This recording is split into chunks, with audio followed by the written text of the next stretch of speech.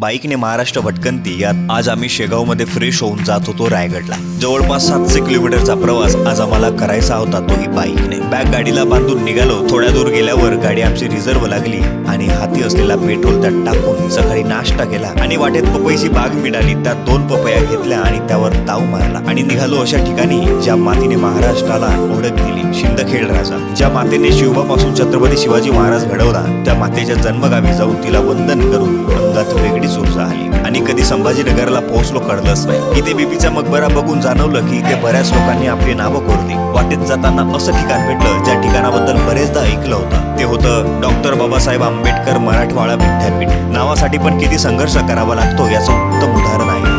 बराच प्रवास केल्यानंतर रस्त्याच्या कडेला थंडगार पाणी मिळालं। तो थंडगार पाणी चेहऱ्यावर घेतला आणि मनाला बरं वाटलं। काकांनी मस्तपैकी पारंपरिक पद्धतीने उसाचा रस काढून पाजला आणि आम्ही निघालो सनी सिंगणापूरच्या दिशेने पुढल्या प्रवासासाठी।